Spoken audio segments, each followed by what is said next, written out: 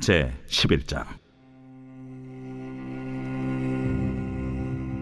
여호와께서 모세에게 이르시기를, 내가 이제 한 가지 재앙을 바로와 애굽에 내린 후에야 그가 너희를 여기서 내보내리라. 그가 너희를 내보낼 때에는 여기서 반드시 다 쫓아내리니 백성에게 말하여 사람들에게 각기 이웃들에게 은금 패물을 구하게 하라.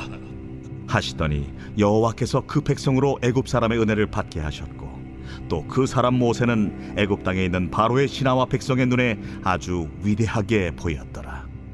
모세가 바로에게 이르되, 여호와께서 이와 같이 말씀하시기를, 밤중에 내가 애굽 가운데로 들어가리니 애굽 땅에 있는 모든 처음 난 것은 왕 위에 앉아 있는 바로의 장자로부터 맷돌 뒤에 있는 몸종의 장자와 모든 가축의 처음 난 것까지 죽으리니 애굽 온 땅에 전무후무한 큰 부르짖음이 있으리라. 그러나 이스라엘 자손에게는 사람에게나 짐승에게나 개 한 마리도 그 혀를 움직이지 아니하리니 여호와께서 애굽 사람과 이스라엘 사이를 구별하는 줄을 너희가 알리라 하셨나니, 왕의 이 모든 신하가 내게 내려와 내게 절하며 이르기를, 너와 너를 따르는 온 백성은 나가라 한 후에야 내가 나가리라 하고 심히 노하여 바로에게서 나오니라. 여호와께서 모세에게 이르시기를, 바로가 너희의 말을 듣지 아니하리라. 그러므로 내가 애굽 땅에서 나의 기적을 더하리라 하셨고, 모세와 아론이 이 모든 기적을 바로 앞에서 행하였으나 여호와께서 바로의 마음을 완악하게 하셨으므로 그가 이스라엘 자손을 그 나라에서 보내지 아니하였더라. 할렐루야. 사랑하는 성도 여러분, 오늘은 출애굽기 11장입니다. 이제 10번째 재앙에 오늘 본문에 보면 이르렀습니다. 10번째 재앙은 단순히 애굽에 대한 강력한 징벌 수준의 재앙이 아니고 하나님의 구원 역사에 큰 획을 긋는 사건이 될 것입니다. 애굽에 처음 난 모든 것이 죽을 것이고, 이 죽음에서 이스라엘 백성은 구별될 것입니다. 그리고 그 구별 사이엔 양의 대속적 죽음이 놓이게 될 것입니다. 대속은 대신 죄를 속한다는 뜻이죠. 출애굽기 11장은 이 10번째 재앙을 준비하는 장입니다. 그래서 마치 폭풍 전야와 같은 느낌입니다. 하나님은 모세에게 이제 한 가지 재앙이 남았다고 하십니다. 이 재앙 후에는 바로가 이스라엘 백성들을 보낼 것이라고 말씀하십니다. 그러면서 출애굽할 준비를 시키시는데, 그것이 이웃들에게 은금 패물을 구하라고 하신 것입니다. 여기 이웃들이라고 함은 애굽 사람들을 말하는 것이에요. 백성들은 말씀하시는 대로 애굽 사람들에게 은근 패물을 구합니다. 그리고 참 놀랍게도 구한 것을 넉넉히 얻습니다. 이것이 가능했던 이유는 지금 애굽 사람들의 마음이 낮아져 있기 때문에 그렇습니다. 그들은 하나님의 살아계심을 경험했습니다. 또 하나님이 이스라엘 백성들을 구별하신다는 것을 보았습니다. 이제 그들의 눈에 이스라엘 백성들은 더 이상 종이 아닙니다. 더욱이 모세와 아론은 신 같은 존재가 되었다고 기록이 되어집니다. 그러기에 이스라엘 백성이 은근 패물을 요구할 때 기꺼이 내어줄 수 있었던 것이지요.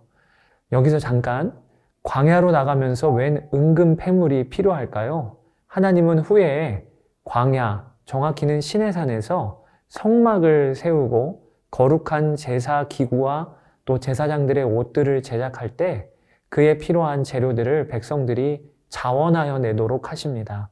이 때를 위해 백성들이 필요한 것을 미리 갖추도록 하신 것이지요.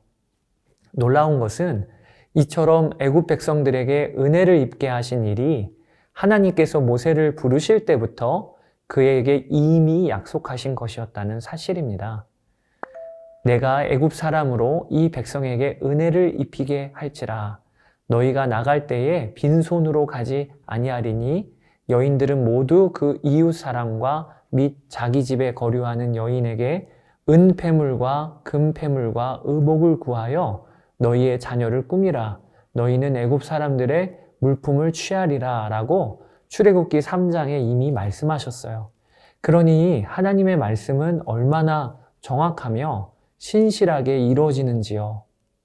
저는 이 부분을 읽으며 하나님의 마음을 한번 생각해 보았습니다. 하나님은 애굽에서 종살이하던 이스라엘 민족을 지명하셨습니다. 그들의 조상인 아브라함, 이삭, 야곱과 하신 약속을 기억하셨기 때문에 그렇습니다. 그러나 그때 이스라엘은 아직 한 민족이라고 불릴 만한 그 어떤 힘도 없었습니다. 그들은 누가 보기에도 볼품없는 종들이었을 뿐입니다. 그러나 하나님은 그런 그들을 향해 일찌감치 내 민족 혹은 내 군대라고 명명하십니다. 저는 여기에서 출애굽기 7장 4절 또 12장 17절에 내 군대라는 말이 마음에 참 와닿습니다. 이스라엘 백성들이 출애굽한 후에 1년 2개월 정도가 지났을 때인 민수기 1장 1절에 보면 그들은 그제서야 겨우 대열을 정비하고 싸움에 나갈 만한 남자들을 계수하고 짐 편성을 했습니다. 시내산에서나 말입니다. 그러니까 만약 하나님이 민수기 1장 정도에서 내 군대라고 칭하셨다면 그것은 어느 정도 이해가 갔을 것입니다. 그렇지, 이제야 조금 군대다워졌지.